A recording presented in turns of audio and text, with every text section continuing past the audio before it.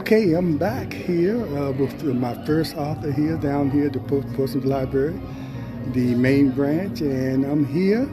And we have, I'll let her introduce herself and tell you a little bit about herself. I think she's local. Well, I know she's local, a long-term friend, but let her introduce herself. Yeah. Good morning. I am Billy Montgomery Cook, and I write Christian nonfiction and historical fiction. Currently I have 4 books.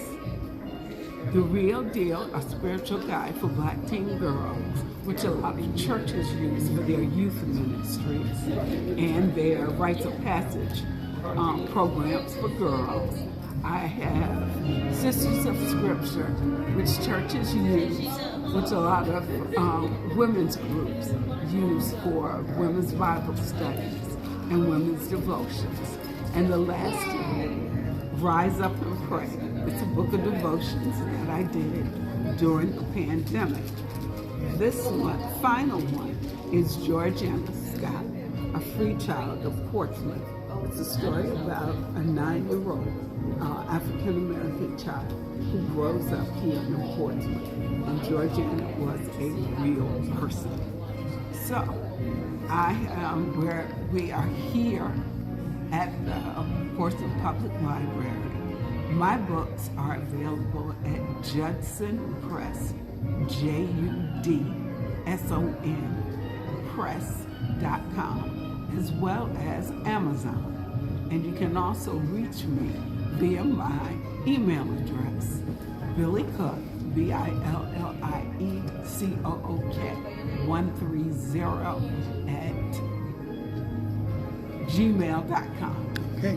Hey, Billy, let me ask you, have you always written? Have you always been a writer coming up early? And if so, what were your influences as far as writing? Or you just were an avid reader? Because I know most readers tend to turn into writers. That's a good question. I started, to be honest with you, I started writing when I was in high school. My senior English teacher, Miss Ida Howard at Woodrow Wilson High School, who I hated initially, but she was the first person to call me a writer. Mm-hmm. When I went to college, I made she saw something in your work? Apparently she did. But when I went to college, I went to Spelman College, proud graduate. And I majored in history while I was there. So I did a lot of writing and a lot of research. So while I was at Spelman, I say I turned into a research junkie. After that, it would be years. I started writing plays, and I have a line of Christian plays called There's Some Drama Up in Here. So I do a lot of, I have a line of Christmas plays for children, as well as multi-generational. And I also have some plays for everyday life. But the specific writing came much later. This book came as a result of a letter that I started to my daughter when she was turning 13. I was looking for a book that I could use to guide her as she was going through middle school and going through all the drama and ton of drama in middle school and probably high school. So I was looking for a book, couldn't find what I was looking for. So I started writing a letter to her. And the letter just kept getting longer and longer and longer. And I realized that I stumbled on the fact that she was sharing the letter with some of her girlfriends. And from there, I got the idea that if she's sharing it with her girlfriends, maybe other girls would be inclined to be interested. In fact, my husband was the one to push me to say, you're coming home and you're going to write this book. And Judson was I did some research. I had gone to writers' conferences, so I knew how to check out publishers. And Judson was the first, my major publisher, and they grabbed a hold of it, and it became a national bestseller. Wow. So, right. That's and great. It started with a letter to my daughter. Yes. It just kept getting longer and longer. Which it probably would help a lot of mothers that It has. have those It had. have those things they want to pass on to their daughter, That's true. especially at a certain age. And most mothers know when it's time to do that. Right. And it's also a good book for the fathers maybe to read, because sometimes fathers, the mother's not there for any reason, and the father has to raise the daughter. That's true. So it's good to know what a mother might really have to relate to. It's not everything a man can relate, but some of the things, that. Well, the other thing I found really interesting, I learned years ago that Jeremiah Wright, the pastor of Barack Obama, who pastored Trinity Baptist Church Trinity Church in Chicago, used it for his marriage classes. So I was really, really shocked to learn that. But very flattered that he would use it in that way. But yeah, I agree. Fathers raising daughters would be a good book to have. Yeah. Well, Billy, I appreciate you talking to me, and much continued success to you. Much continued success to you, and thank you for previously having that conversation with me on the Slim Nation. I appreciate it. And I have to add, I do have a theater group. We call ourselves the Not Just for February Plays. And we perform at churches, family reunions, schools, colleges. And we've been all up and down the East Coast. So yeah. Okay, well, thanks again. I appreciate it. Take care. Have a great day. Right. Thank you. Does this have your... Yes, that has my information, and that's me and my husband podcast called Together We Rise. Okay, you have a podcast as well, so I'll check that out, and make sure you get information where you can check out our show. And I have a podcast too called the Slim Nation One-on-One. Okay. So maybe we'll talk about having a one-on-one conversation. Definitely. You and your husband. Yes, that's Okay. my husband right Hey, here. how you doing? How you doing? How you doing? Good to meet you. Good to meet you James too. Overton. James? James Slim Overton. Okay, Go okay. back. Sean Teller. How you Yeah, I doing? see you have a podcast, and I Oh, have yeah, one too, yeah, so yeah. we'll be in touch. But Yes. can I take a quick picture of you acting like you? Yeah. There you go.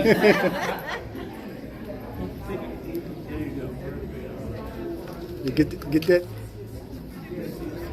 So how long you been doing the Portsmouth Coffee Talk? We've been doing the Portsmouth Coffee Talk for about 4 years now. It's myself and two other co-hosts, Okay. and we on that show we cover, it could be politics, it could be mental health. Okay. We cover all the different subjects.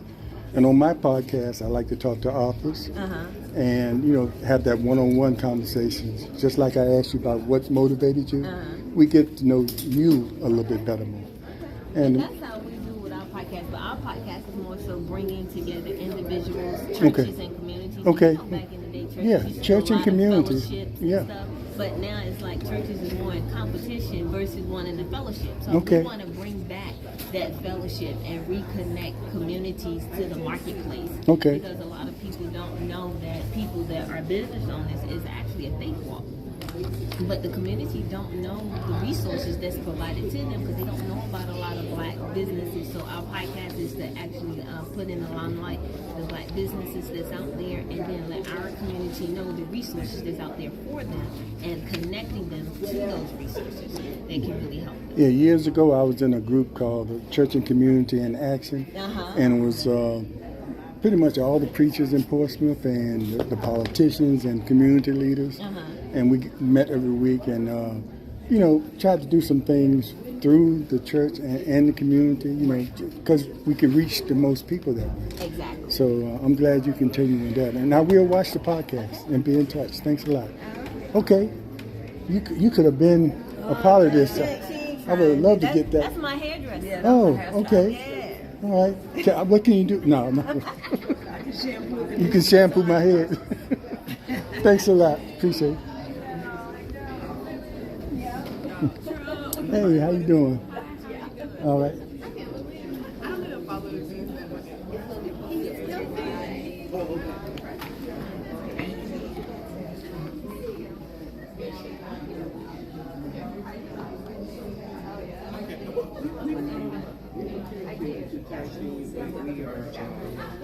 We work it out.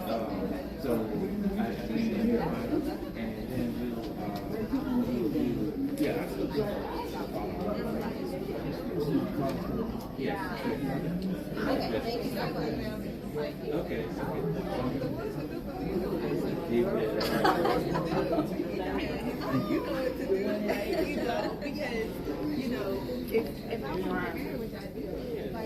I'll come back to you. Hello. How are you? Hi. Didn't want to interrupt, but I'm from a little social media called Portsmouth Coffee Talk, and I'm just coming here, getting a little film of the authors here. Okay. And if you don't mind, give the opportunity. We'll go on, give your name, talk about your books, and then let people know how they can purchase your books. Okay. Now, are you from Portsmouth or from? I'm originally from Portsmouth. Okay, everybody's originally from Portsmouth. Nobody lives here anymore. I don't live there. I live in Newport News. Newport News. Yes. Okay, that's still great. We love to feature local artists. So, hold on, and then we'll get started. My name is James, by the way, James You wanna be in Overton. it? Okay. Oh, okay.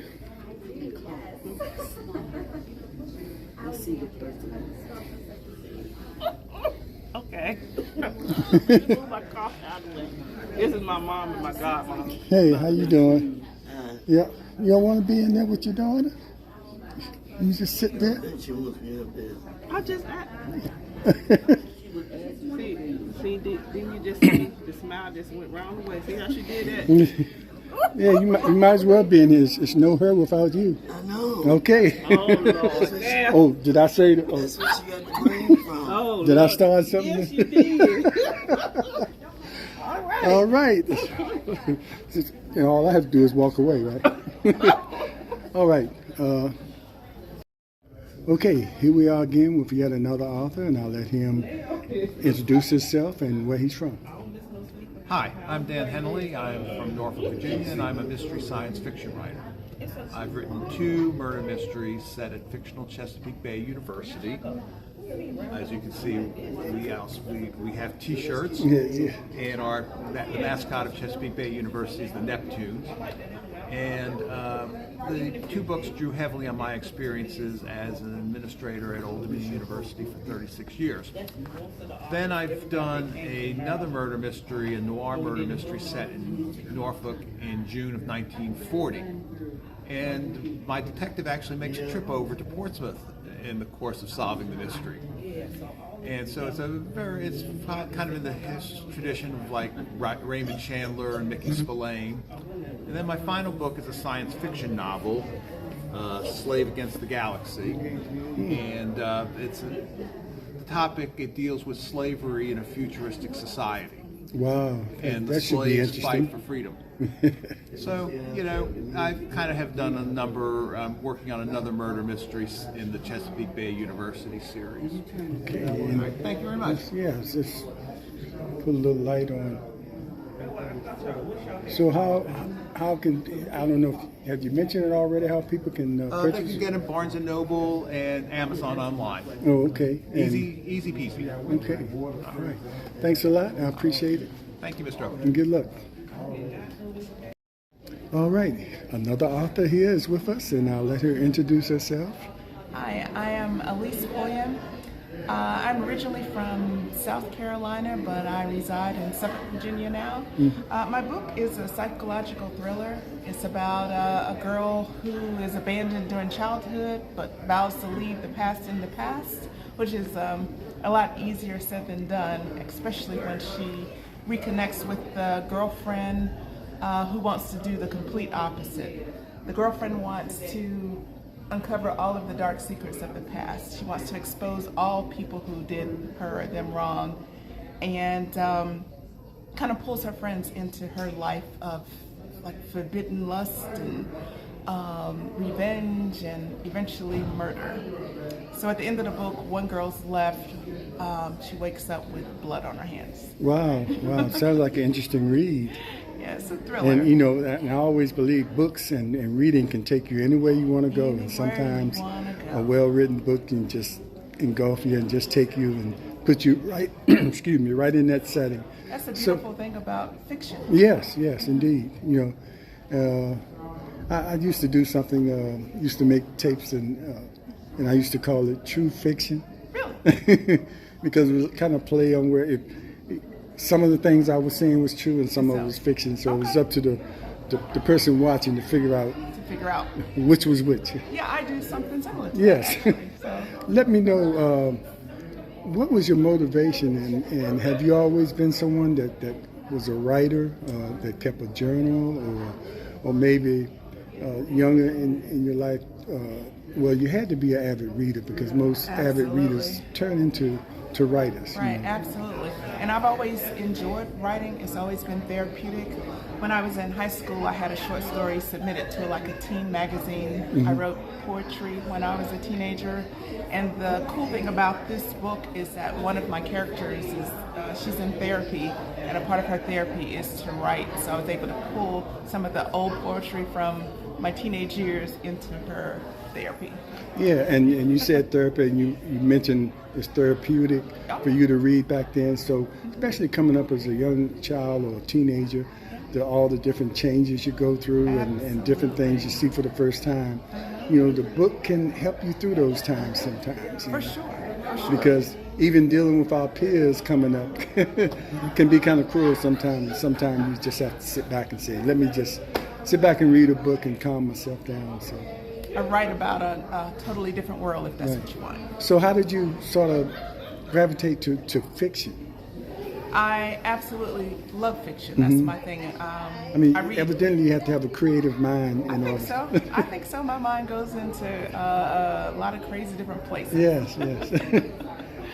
So and turns into entertainment for the reader. So. Absolutely, I think so. Yes. So tell us how we can get your book. The book is Amazon. On Amazon, Barnes & Noble, you can order it there. And those are the major two sources. Oh, okay. And can they get it directly from you? Or? Absolutely. Okay. If you'd like a signed copy, all of the books here are signed copies. And I have my little signature flower there. But yeah, okay. So check me out.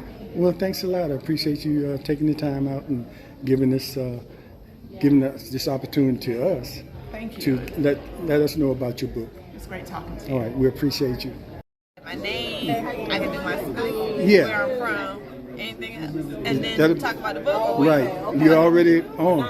Oh, hi everybody. So anyway, here's another author. We caught her asking questions, but anyway, give your name and where you're from, and let's talk about your book a little bit. My name is Shaquetta Hassel. It's Shaquetta, like it don't get no better than Quetta if you have a hard time pronouncing it. And I am from Portsmouth, Virginia. I graduated from Churchland High in 2008, and I graduated from Norfolk State. Behold, here we go. What neighborhood did you grow up in Churchland? In Churchland, Okay. Brandon Square.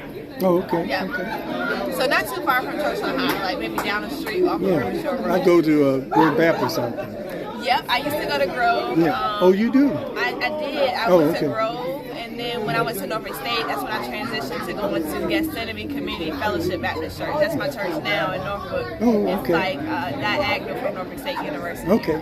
And so, speaking of my church, I guess I was a spoken word artist at our dance ministry event.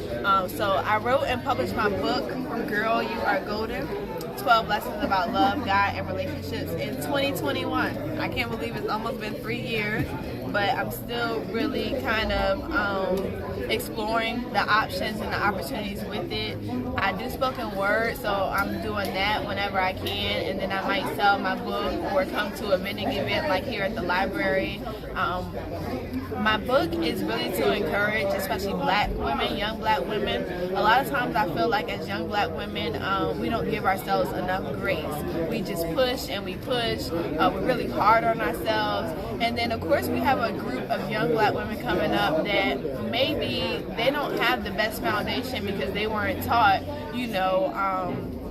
to believe in yourself even though people don't believe in you, to still trust yourself even when you make mistakes. And so that's part of my purpose here on earth. It's part of what I like to do. I'm always encouraging others. I'm always talking about God. The first chapter is probably my favorite. It's called Who Has Your Heart?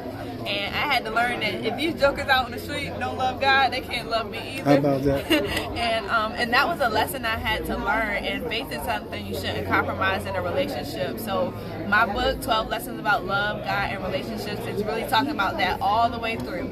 Each chapter has a Bible verse, a poem, or a quote. If it's a poem, it's one that I originally wrote. And that's that. Wow. I heard you talk about your artists of spoken word, and when I heard that, it takes me back, and we were talking back to the 70s when I was in college, and that's when the spoken word was right before rap came in. Okay. And it was artists like Gil Scott-Heron and people like that. It's a little different from rap. Yes. It had a lot more substance to it, a lot more meaning. Yes. Yes. So, but anyway, but I want to ask you before we end this. I want to ask you, what was your motivation? It's obvious you probably were an avid reader as you were young coming up. Yes. So, what was your motivation to take what you were reading and comprehending and put that pen to paper?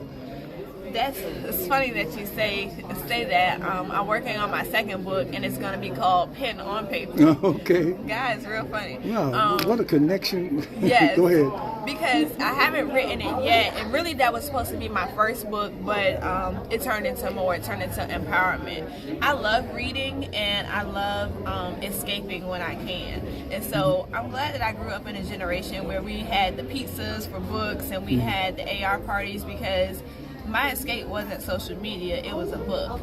And because I like to write, sometimes my escape was poetry, and that kind of was therapy for me. So I pretty much just wanted to take what I was doing in school and still apply it. I love learning, I love talking, so naturally reading and writing kind of come hand in hand with that. Okay. That answered your question. All right. Yeah, it certainly did. And thanks a lot. And I appreciate it. And tell people how they can purchase your book, and I see you have a Cash App here, so Yes. if they go directly to you. So Girl You Are Golden is my book, and it's Girl You Are Golden on Instagram. You can send me a message there, and I can help you with getting a physical autograph copy. It is available online on Amazon, so you just search Girl You Are Golden, and then search my name, Shaquetta, last name Hassell, Hassell. And I think that is it. Okay. Look, y'all. Facebook, Quetta Love. Okay. I'm on Facebook too. Okay. Like I have one more. Y'all contact her so she can get all those dollars, okay? All right. Please. All right. Thank you. Thank you, Peace and Doc. blessings. I appreciate you. We'll be in touch. All right, here we are again with another author, and give your name and where you're from. Hi, my name is Minda Thurman, and I am in Chesapeake, Virginia. I am currently at the Authors Expo here in Portsmouth, Virginia, and the title of my book is called My Disentanglement, an AVM survivor's story.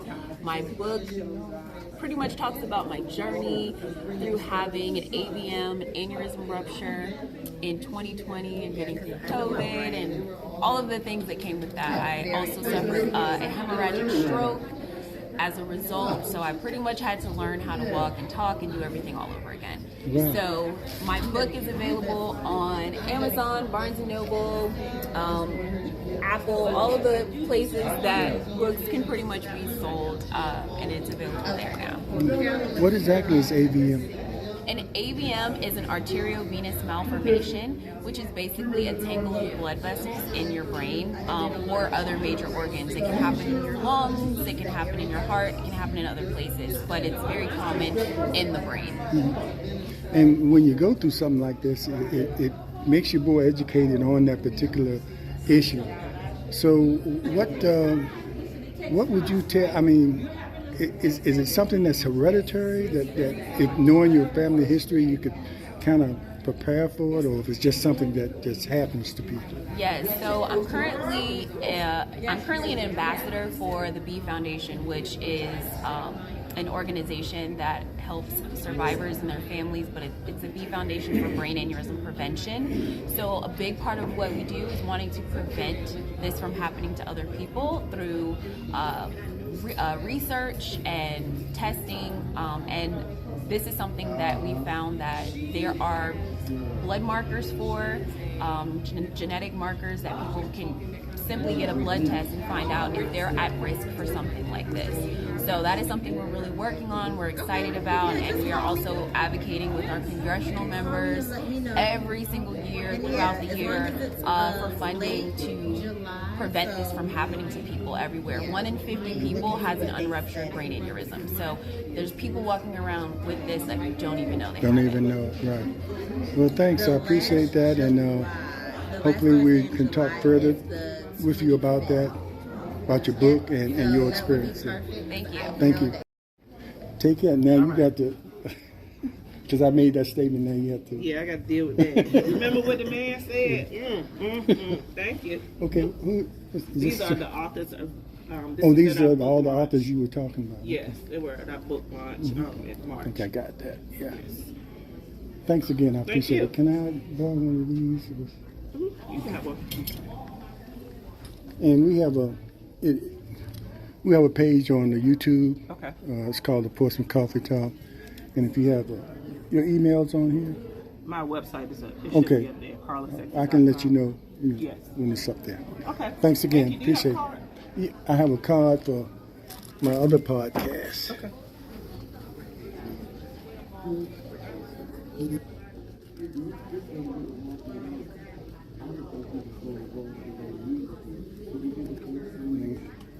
I want to get in touch with you about this podcast too, because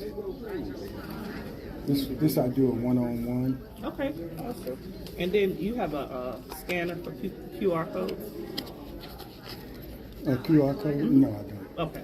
But if you just carlasexton.com, you can reach me there. Okay. Okay. Actually, what I'll do is I'll give you this, and then you can scan it later. Okay. Thank you, sir. Hey, Dan. Hey, how you doing? Good, how you doing? I didn't know you were being Hey, how you doing? They did. I walked back. All right. Man Henley. All right. I'm James Overton, and James Overton. we have a social media show called the Portsmouth Coffee Talk, and I also have a Slim Nation podcast, and we like to feature artists. And so I just wanted you to give your name and tell a little bit about your books, and let people know how they can purchase your books and get your books. So I'll let you know when we are ready. Are you from? Yeah, and let us know where you're from. You're from? I'm from Norfolk. Okay. Okay, another author here. Give you a name and where you from. Let's talk My name about is your book. Chantel Day. I am from Portsmouth, Oh. born and raised. I grew up in the Cavalier Manor section of the So city. you probably went to Manor. No, I did not. Don't do that. I went to Norfolk. Oh, Don't do that. okay. That's Class the of magic. 98. That's the magic word. That's the magic word. Go ahead. But the name of my book is Indigo Sun. It is a young adult supernatural fiction story. It's about 3 young ladies who end up meeting each other at Norcom, of course. And it's Okay, set you're in using the city. real school. It's not like that Hillman thing. No. Okay. No, don't do that. No. But no, it's set in the city of Seawall. Mm. And the young That's ladies, great. they start off as enemies, but quickly learn that they only have each other. So the book is about friendship. It's about fighting all sorts of enemies from everywhere, all sorts of hidden challenges, and it's also like a coming of age story. The girls find out a lot about themselves in the course of the book, and this is book 1 in a series. Indigo Moon is on the way. So that is this book. I also write for adults under the, I guess you could say, the pen name, pseudonym Mahogany Dawn. And under that pseudonym, I have a lot of adult themed stories, Okay. poetry, things of that nature. I'm also an artist. These items that you see here, the earrings are handmade by me. This was actually wall art that I love the image so much. I put it on a greeting card. Same for this one. And this was actually a purse that I painted that ended up on a greeting card because I like that a lot too. And that pretty much Okay, so sums how up my business. how can they? I don't know if you mentioned it. How can they get your book? They can get my book on Amazon. On It Amazon? is on Amazon in Kindle, paperback, and hardback. If they come out here today, though, to this nice Authors Expo at the Portsmouth Public Library on Court Street, we'll be here until 2:30, and they can actually come and get a signed copy. All right, Greyhound. But have one other question. You know, how early did you start? I mean, you obviously had a creative mind early on. I wrote my first book when I was 9 years old. Oh, okay. About a puppet made out of pantyhose who was actually Beyonce before Beyonce was Beyonce. So these things don't start overnight. You know, No, it's- I've been writing literally forever. I'm about to be 44, so I have been writing ever since I was 9. Was there any kind of inspiration that inspired you, or you just had that creative mind? No, and- for me, I wanted just to came to write you. the stories that I didn't get to read. And Yeah. like this story, I never read a story growing up about, you know, blackety black Yeah, characters, and a the black experiences, vampire, and the a black experiences werewolf. we go through in high school, which is Exactly, multifaceted. Yes. A lot of learning goes on there. Well, thanks again. I appreciate it. Thank you. All right. Thank you for the opportunity. Yeah, thank you, and good luck to you. Thank you. Okay, another author here. Go ahead and introduce yourself. Yes, my name is Laura Lynn White. I am currently living in Virginia Beach. I published my debut novel in October of 2023. It's called She Wouldn't Wait, and it's about a woman who marries the wrong man Oh. and then suffers deadly consequences. Well, who does that? So it's got mystery, it's got romance, and it's got a lot of family drama. Oh, And okay. right now, the book is available on Amazon. It's actually ranking in the top 20 for Black African American authors, thrillers, mysteries, and suspense novels. Yeah, it So- sounds like something that a lot of people can relate to. Oh, absolutely. We Yeah. all have had a wrong man in our lives. And you men, I'm sure, have had a wrong woman at Yeah. some point. And then Never, my second book, my second book, which I released in October of this year, is called No Big Easy Love. It's about the same characters. Grace is in this second Okay, book. so So it's a continuation, but you don't have to read the first book to understand the second book. Okay. So in the second book, the bonds of a marriage are tested when a couple attempts to connect with the husband's estranged family, and it's the criminal branch of his family. So there again, we have a lot of mystery, romance, and family drama. That's what I enjoy writing. All of my books feature African American characters, going from New York to New Orleans as far as location, and working on my third book, which hopefully I will have released by the end of the year. It's going to be called The Divine Case, and it will feature some new characters, actually 2 attorneys on the opposite side of a murder case who are falling in love and trying not to. So oh wow, that that's what sounds intriguing.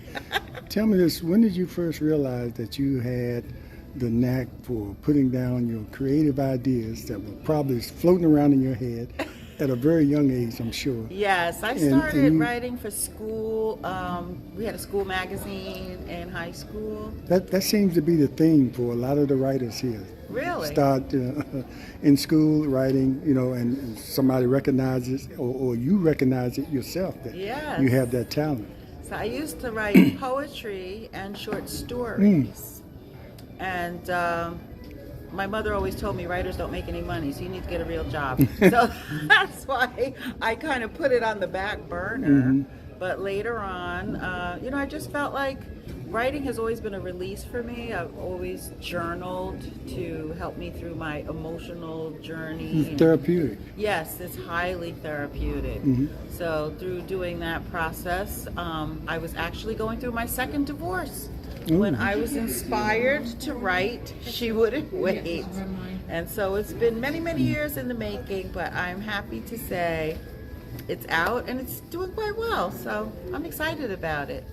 Yeah, well, that's great. I mean, and going through that and taking a difficult experience and turning it into something more positive and creative is something great. Yes. Yes. Well, look, I appreciate you talking to us, and hopefully we can talk again soon. I appreciate you talking to me. Thank you. Thank you. You're quite welcome. Thank you.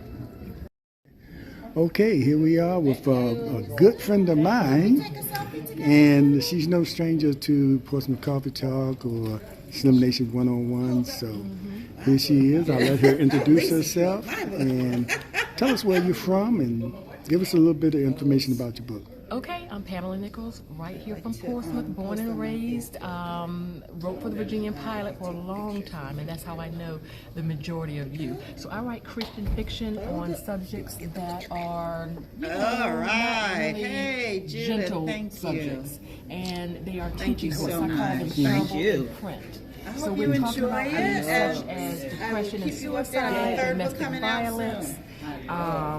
This is ripped from the headlines. Thank you. And I write stories that have meaning in our culture, and I talk about the spiritual story behind the story. So these are 4 of my 5-book series. I'm actually working on the 5th book right now, and I was supposed to have that finished by now, but I'm thinking it'll be finished in the next, before the summer's over, let's say that. And the key word is series here, so all these are kind of interconnected.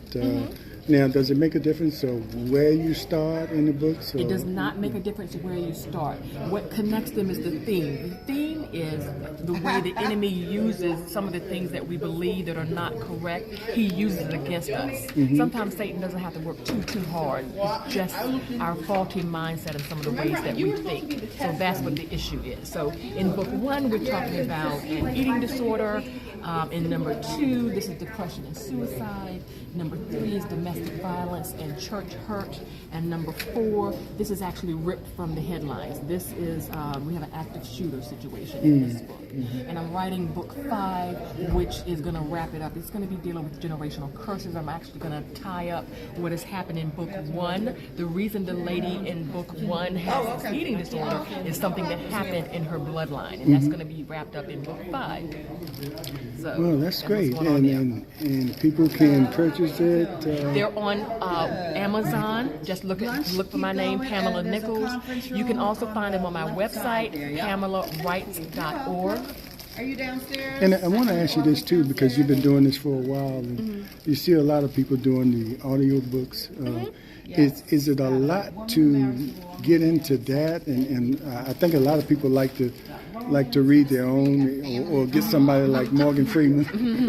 Okay, so to read it. I'm actually being trained in that right now. So it's amazing that you're asking me about that. You have to have a particular reading voice. And I think there's some training that has to go in there, but it's not difficult. Once you get the basic understanding and get your cadence and your movement together, your vocal movement together. And the dialect. I mean, you can't have a too southern draw. Exactly. You're going to have to know how to, your reader is going to have to be able to follow you when you switch from female to male or when you move into a dialect. So yes. So how do they do that? Do they say like, and he said, and Pam said? No, they won't use those identifiers. Okay. You will hear the person say what they say. Okay, okay. And so, I'm looking forward to depending on the voice and how they use it, you'll know that they switch to. And it depends on how the book is written too, because sometimes the book is written in first person, sometimes it's written. Exactly, Slim, you know this. You know, Slim. Oh boy, I just figured that out. But anyway, thank you. I was curious about that because that seemed like a good way to go too. Because, well, you know, for the blind and for sometimes people that are real busy, and to me, like to put on the earphones. Exactly, I know there's working a lot out. Of, right, there's a lot of talk about whether when you're listening to audiobooks does that count as reading. I say it does, because when I am traveling or when I'm in my car on the way to work or on a day trip, I have an audiobook on. because I'm learning and entertaining myself with that book, and I count that as reading. Yeah, and the last thing, you know, as we talk about the audiobooks and young people, you know, we want the young people to read and be able to comprehend. But, you know, but a lot of them are social media, they're watching things, so maybe sometimes the audiobook is the best thing for them. Yes. I don't know if it detracts from their actual learning, but like you said, if the audiobook is, if it comes from someone that's well written and the person that's doing it, Right. is giving all the right language, because, you know, go ahead. No, I was about to say, that it just reminded me of something that I have heard horrible audio narration, and I just stopped it. I wanted to read the book. It had a very good summary, but that narration was something about the voice or something was grating on my nerves, and I could not finish it. So it is important to have sound narration So on it's your not audiobook. particularly how the book is written, because sometimes Sometimes you can have it just like a movie. sometimes it's Sometimes you written can like have people it- talk. Exactly. You know, somebody in the street not going to use all the, you know, proper vernacular. So, Right, Yes. right. Okay, well, hey, look, thanks a lot. I appreciate it, and Good to see you, we'll be in Sal. touch. It's always good to see you. Always good to see you. Take care. Thank you. Bye-bye. All right, I'm here with cowboy and author, and I'll let him introduce himself to you. All right. Thank you so much, Brother Overton. This is a wonderful day. This is Ken Wright, and I am the author of this book that you're seeing, Buffalo Soldiers and Black Cowboy History. In fact, I'm here at the Portsmouth Public Library, and we're having an authors expo right here in Portsmouth today. And you can come down, you can talk to many authors as well as myself. But my book is about that little-known history of the Black Cowboy and Buffalo Soldiers. You can actually read my book and see it because it tells you who they are, where they are, how they came about, and they have always been around since slavery time. There has been black cowboys. And in fact, the name cowboy, where did it come from?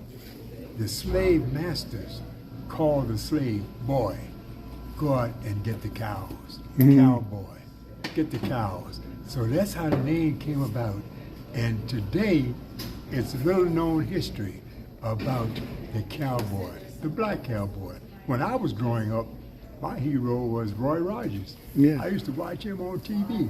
You guys may not remember that because you may not be old enough to know who Roy Rogers was.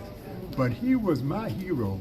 I didn't know about Tom Bass, Bill Pickett, black cowboys like that. I didn't know about them until I read it. And I had to dig deep to find out about this history. Why? Because it was not in school. It was not taught to us in our school classes. It was not in books in the libraries. But we know that there were cowboys even from the beginning.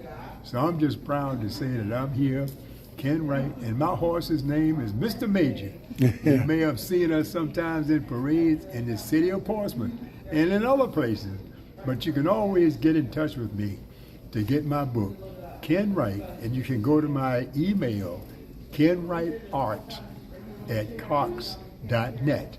I'm an artist as well, so you can go to that email to get a copy of my book, The Buffalo Soldiers and the Black Cowboys. This has been a wonderful day. Yes, and I'm indeed. excited about it. I'm excited to be here, and just come on down. Yes. Because you need to have my book. Yeah. If you don't have it, you need to get it. Thank Yeah. you so much. And it's so important, Ken, that even in this time when they're trying to ban a lot of books about our history, that we are aware That's right. of our history, and people like you that are writing books about it That's and right. making it available to people, even Yes. if it's not available in the schools. That's right. Because our young people need to know our history. That's right. Because over the years, even in the movies, hadn't been completely fair That's right. about our history and our involvement. That's right. Earlier cowboy movies, no black people. No blacks. No blacks. Except when they had to do a story about the Buffalo Soldiers. That's right. But I am glad that they did that, though, because, you know, it did give some awareness Yeah. that there were black cowboys and black men. I think who were you Buffalo mentioned Roy Rogers. The only one I saw in movies early on, as far as a black cowboy, was Willie Strode. Willie Strode, that's Willie right. Strode, yeah. He was out there. Yeah. I mean, he was a black guy, and the only one Mm-hmm. that I know that was around during that time. During that time, during the Yeah. John Wayne Yeah. era. During the John Wayne movies, and Roy Rogers movies, yeah. and all of those cowboys. But you know what? I'm glad that That's we're changed, keeping it alive. yes. That history. So keep believing it, keep seeing it. Don't give up, Mm-hmm. because I'm here to just address it and to share my story of the black cowboy. Thank Okay, you so Ken, much. how can we get your book? Well, you can actually get my book by emailing me, kenwrightart@cox.net. That's KenWrightArt. kenwrightart@cox.net. All right, Or- just wanted you to mention it again. Go ahead. Yeah, or I could give you my phone number. I don't mind giving you my phone Yeah, number. if you like to do that Yeah. too, because they might want your book and they might want to sit down and talk to you. And talk to me, and you hear my voice. Just call me. And my area code is 757-286-1493. My book is 1995, and you need to have this book because look at it.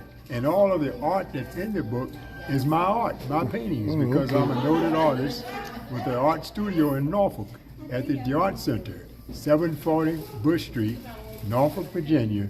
You can come by there any day, Tuesday through Saturday from 10 to 5. If you want to get my book, you can stop in there and see me and get my book. All Thank right, you so Ken. much. And that's Black History as well, being an Yes, artist. yes. That you've been out there a long time doing that as well. Yes, I have. Yes. This is my 50th year Yeah. as a professional artist, showing my work and exhibiting all over the country.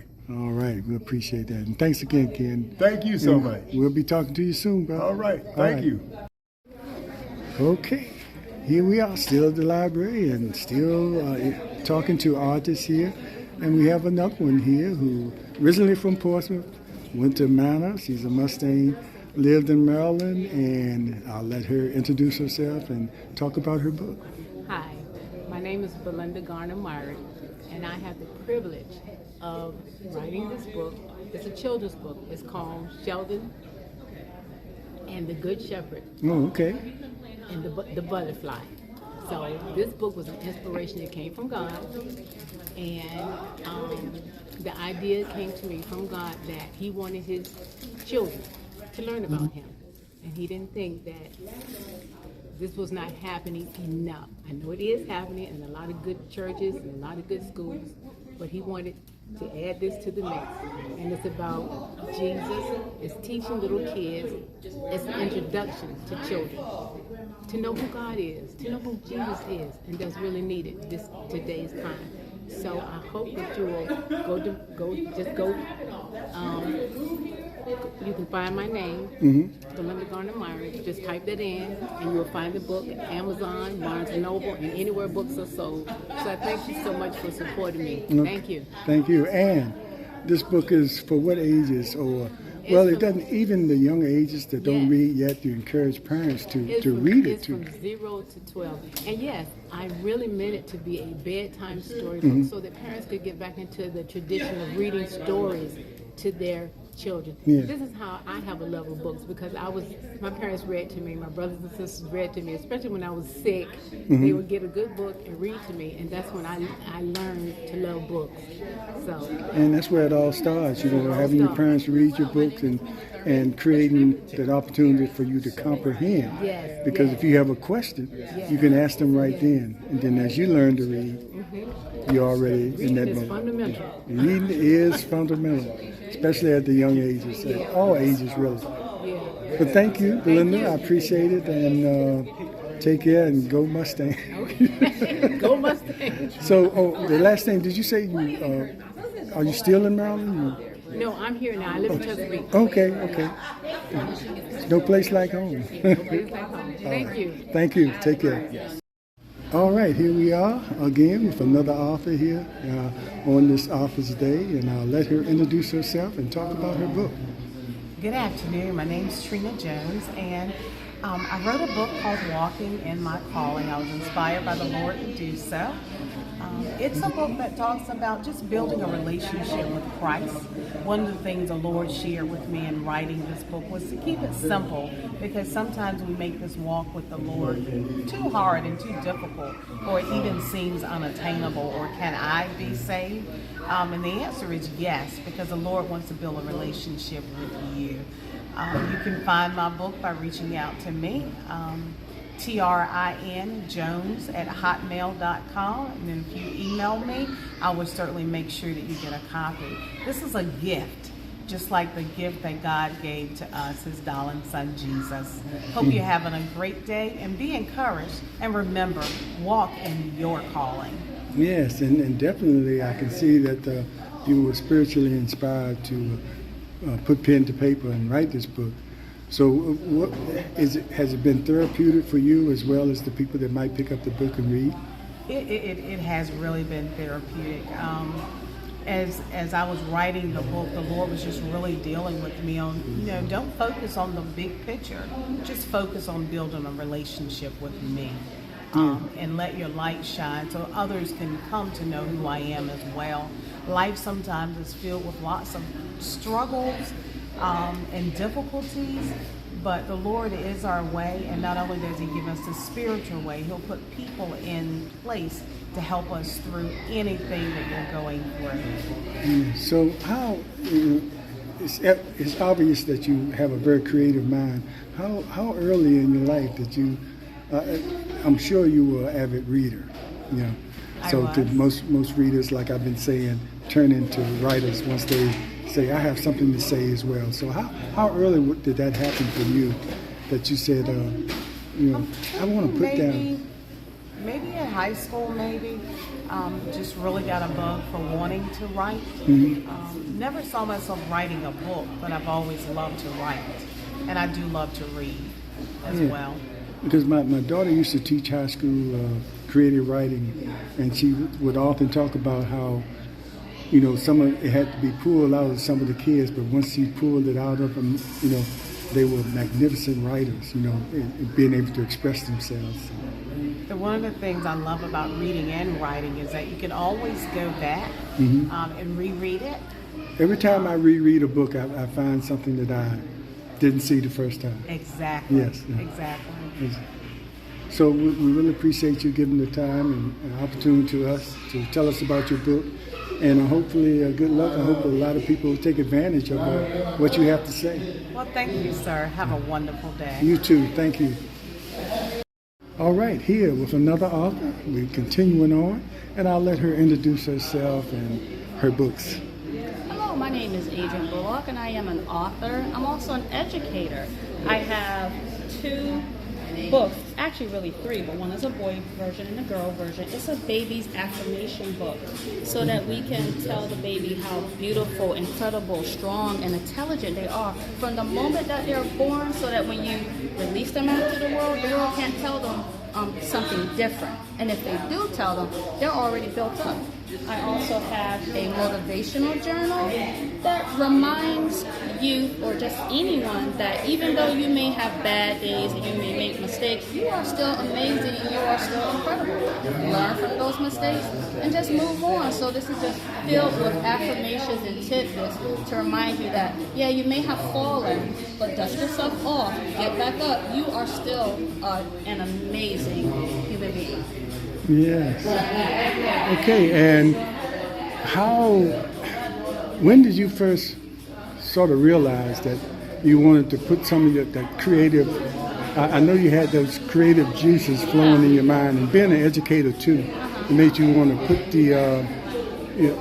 put your words down in a book form and make sure you share that with many other Because people. I wanted to reach more people. I saw how effective I was in the classroom and how so many students needed this, that I felt like I needed to have a further reach and make it available to so many people, because what I realized is until you reach these children, a lot of times they're not going to do any work because they're dealing with some stuff. You got to make them feel good about themselves. You got to let them know that they have this great potential. And so I feel like my call, my purpose is to tap into that and allow them to see it. It's like I'm not giving them anything, I'm showing them what's already within them. So I feel like that's my purpose. That's why I do what I do. Yeah. And then I'm originally from Portsmouth, and so you always hear what the kids aren't, what they can't do, they're not this, they're not that.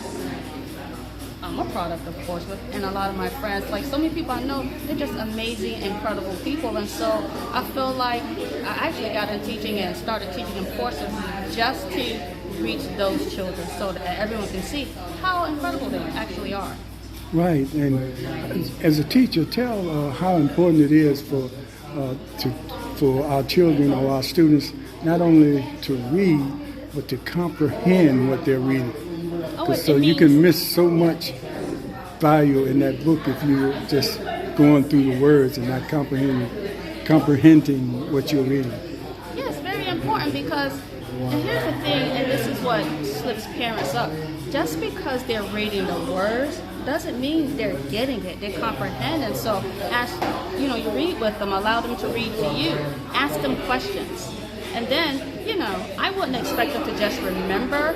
Have them go back in the book and find the answer, because that's what they're doing in school. They're reading a passage, and then they have the choice to go, well, they should be going back and finding the answers. And so I always tell my parents, ask them questions about it, like stop along the reading, engage them, and ask them questions about it, and help build them up that way, because you have to start somewhere. Right, and reading a book is not a one and done, because a lot of times avid readers read books over and over again because it's always something you missed the first time. Oh, absolutely. And then I was an avid reader, and I just soaked up so many books, and I felt like books took me all over the world and just introduced me to places and things that I couldn't even imagine. And so even to this day, I love to read, and I hear so many students say, oh, I don't like to read, and that like breaks my heart, but I always tell them this: you just haven't found the right book yet. So I believe everyone's a reader. They just have to find the right book. The right book, yes, Yep. indeed. So thank you so much. So how do people get your book to purchase your books, rather? You can purchase my books on Amazon and just look me up, Adrian Bullock. Okay. Thank you. Thank you. And let me flash past it again. And by the way, what grade do you teach? Well, I was a 5th grade teacher for 15 years. Now I'm an interventionist, and so I work with K through 5. Oh, okay. And I work on their weaknesses. So like if you have some struggles in math, you have some struggles in reading, I'm going to help you with that. Well, that's very important, because I'll give you one example. I went to Douglas Park one time as part of the reading program. People from the community going to help read, and it was a class, and it must have been about 35 kids in that class, or students in that class. And all I could think about is 1 or 2 kids in here are probably missing something, because it's hard for that one teacher to concentrate. And some students learn different. They do learn different, and in a large class like that, they get kind of lost in the sauce. Right. You gotta pull them in, because you know the ones who are struggling. They're the ones who are usually acting out. Right, indeed. So thanks again. I appreciate it. You're welcome, and thank you. Okay. Go ahead. He paid the debt he did not owe. I owed a debt I could not pay. I needed someone to wash my sins away. And now I sing a brand new song, Amazing Grace. Lord Jesus paid the debt that I could never pay. Hey. All right. My name is Portia Bryant, and I am the author of What Would Jesus Do?, offering over 45 scripturally sound answers for managing emotions and becoming more like Christ. This book, you will find in it 45 interventions, 45 reflections of Christ that will help you to find your way back to loving, joyful, peaceful, patient, kind, self-controlled life. By the words and examples and showcase and model of what Christ did in his Gospels. And so from it, you will find that you will create a person that you are very proud of. Your future self will be very proud of you if you decide to invest in this book. Yes. And you have your books here, and you're going to tell us later how people can purchase it, but we also have your daughter here with her book. Yes. Right? And so Payton, her book is 21 Moments That Matter. That can be found on Amazon. Matter of fact, you type it in Google, 21 Moments That Matters is the first thing that pops up in the search. And so I thought that was absolutely awesome because that doesn't happen for my book nor my son's. But yes, you can find my book on Amazon. My name is Portia Bryant, P-O-R-T-I-A, Bryant, B-R-Y-A-N-T, on Amazon. And I'm also found on Facebook, Portia Evelyn Harrigan Bryant. And you can find me on DM me. I'll send you a link, or you can get it yourself on Amazon or Barnes & Noble, Thrift Books. Thank you so much for your support. Thank you, and I think people already know by now the way you started off. You are performing artists. Yes. And that's another way of expressing that you have. Definitely. I am an author, an international speaker, and an entertainer. Yes. Yes. And I love facilitating workshops. So if any of you need a workshop presenter, someone that's engaging and can build rapport and captivate an audience, send for me. Okay. Thanks a lot. We appreciate it. Thank you. We'll see you next time. Yes. Okay, we're ready for you. Good afternoon. My name is Milton Lawrence Cox II. I'm a native of Portsmouth, here at the Portsmouth Public Library in Portsmouth for the Author Expo. This is my book in regards to drumline, Get the Drummer Some, drumline origins in school days, confectionery. When I saw the movie Drumline, I fell in love with the movie, and I liked it so much, I decided to write a take on it in regards to how it affected us in Portsmouth, in HBCU high school, junior high school, and then finally HBCU college. On a personal basis, I played drums at S.H. Clark Junior High School here in Portsmouth under the directions of Mr. Mallory and Mr. Jiggins. And I went on to high school and played for Craddock High School for the Admirals, becoming president of a band. We were zoned to Craddock because of the racial situation during that time. And then I went on to Virginia State and played on the drum line for, became the captain of the drum section my junior year. So this is an exposition of just my life as a drummer, growing up in HBCUs and in the African American community, which we all thought that playing in the African American band was the top of the hill, was the best of the best. And I really appreciated all of our band directors and instructors that taught us how to be, astute citizens in this thing called life. So you mentioned S.H. Clark, which was junior high school, what they call them junior high schools back then. Yes. It was important back then to have those feeder schools, like those junior high schools. Yes. Because by the time you went to Clark, and if you had Mr. Jenkins or Mallory, something like that, by the time you got to Craddock or Norcom or any of the high schools, you were already pretty far advanced, which is different now, which is why you see the band smaller. Yes. Because a lot of kids in high school learning how to play, which, back then you get to Norcom or Craddock, you already knew at least the basics. We knew the basics, and we were, as a junior high school, we were beyond the considered basics, almost as a high school band. Yeah. They treated us like a high school band. You were in the parades as well. Yes. We got invited to the same parades and events that Norcom were invited to, and we were looking at ourselves as a baby Norcom, a junior Norcom. Yeah. So one of my chapters in this book is Me and Baby Brother. Mm-hmm. You read that chapter, that talks about us as S.H. Clark and Norcom as our sister higher school. We loved it. They loved us, and Mr. Fields loved us, and he used us as a recruiting station, matter of fact, because all of the drummers and all of the members of the junior high school band were elated to go to Norcom and to be a part of Norcom's Greyhound extravaganza. Yeah. And it was so important too because another important thing about being in the band that it created scholarships. When you got ready to go to college, I can remember most of everybody in Mr. Fields' band went somewhere on a band scholarship. Most of those students, that's how they got to college, and mostly in HBCUs and PWIs as well, but mostly in the HBCUs back then. So that probably was a good entrance for you as well. Well, I went to Virginia State.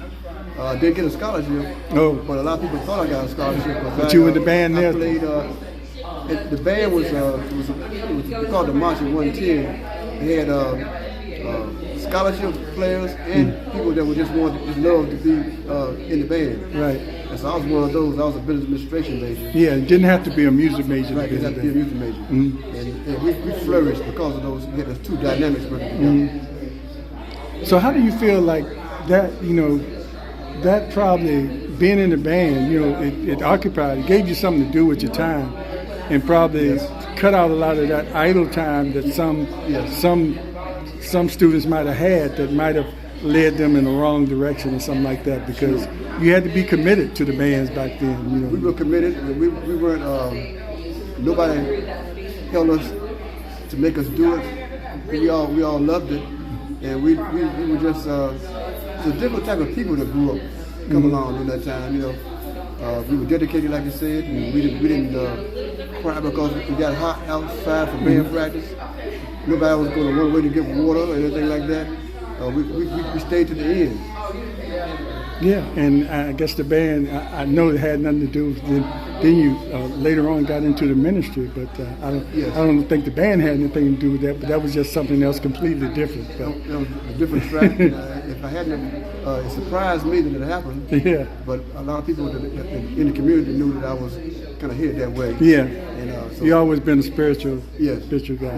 So the two connected. Yeah. Actually, I got this was an epiphany to write this book. Yeah. Came out of the Navy and I told my mother, I said, I know what we'll do next. Mm-hmm. I said, I'm going to write a book. Mm-hmm. She said, I already knew it. So she said, I know what it's going to be about. Yeah. So it was in me, it was bred in us when we were growing up. Like I said, junior high school, and then like I said, when we got to college, it all came together. The band record didn't have to drill us. We knew it. And that's what made the college band so good. Mm-hmm. Well, tell everybody how they can get your book, because I have it and it's a good read, and if you ever been in the band, you can associate it with. If you hadn't been in the band, it's something that will be interesting too. So how can people get your book? It's a book that's good, great for children, young adults, and adults alike. Mm-hmm. You can purchase the book through Amazon. They picked it up already. Also, you can pick it up through the publishing company. This is Dorrance Publishing. Okay. And they have their website also. Okay. All right. That's great. Look, Milton, I appreciate you. Thank you. Homie. Thanks. From the Truxtun neighborhood. Yes, sir. Anyway, it's always a pleasure to see you. And thank you for giving me the opportunity to share your information with our audience. Appreciate you. Thanks, Brother Overton. This is a treat. Take care.